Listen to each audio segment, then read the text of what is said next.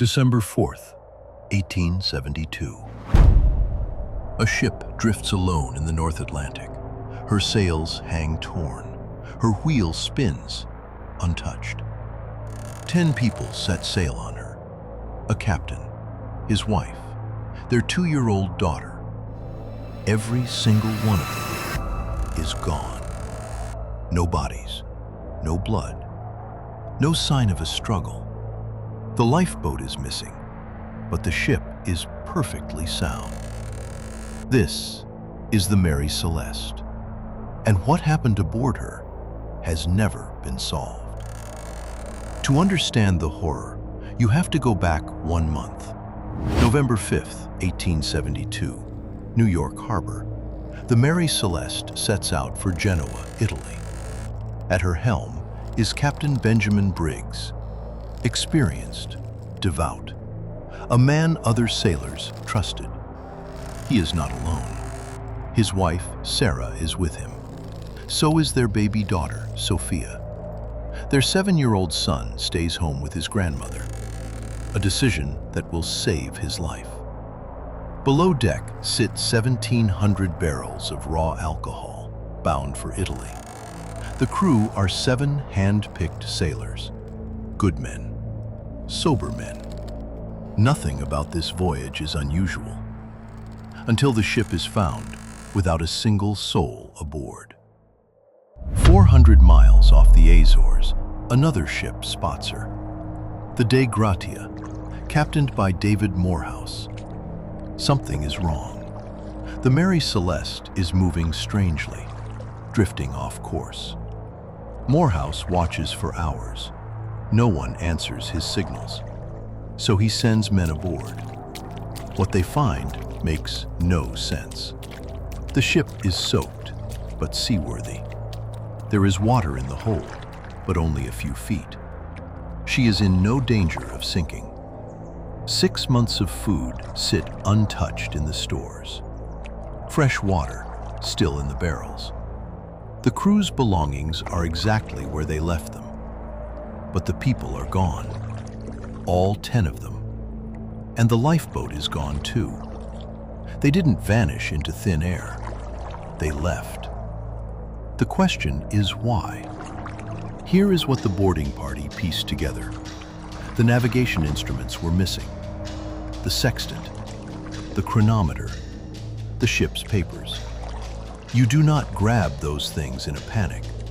You take them when you are abandoning ship. On purpose.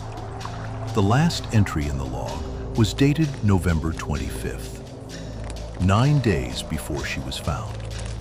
It recorded nothing strange, just an ordinary position near the island of Santa Maria. So for 9 days, a fully stocked ship sailed the Atlantic, completely empty.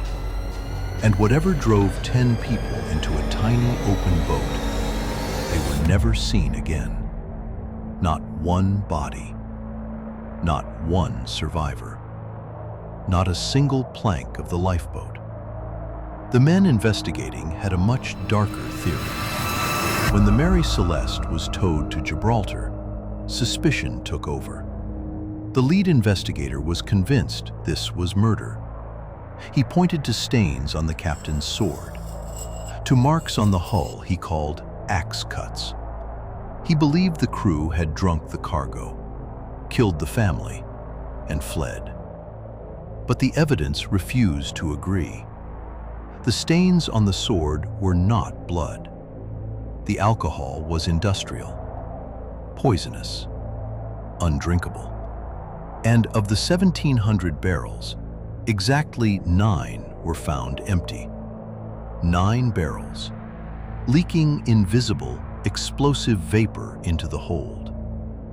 Some believe Briggs smelled the fumes, feared the ship would blow apart, and rushed everyone into the lifeboat, tied to the ship by a single rope, to wait at a safe distance. Then the rope snapped, and they watched their only refuge sail away without them. We will never know for certain. Waterspout. Explosion scare, a false reading from a broken pump. a captain's fatal misjudgment. Every theory has a hole in it. Every answer raises another question. What we do know is this: 10 people boarded a sound ship and stepped off it into nothing. The Mary Celeste herself sailed on for another 13 years, until a captain deliberately wrecked her for insurance money. Even her ending was a crime. So what do you think happened on that ship? Drop your theory in the comments. I read every one. And next week, we step inside a lighthouse where 3 keepers vanished without a trace, leaving a half-eaten meal and a locked door behind. This is FactVerse. Stay in the dark.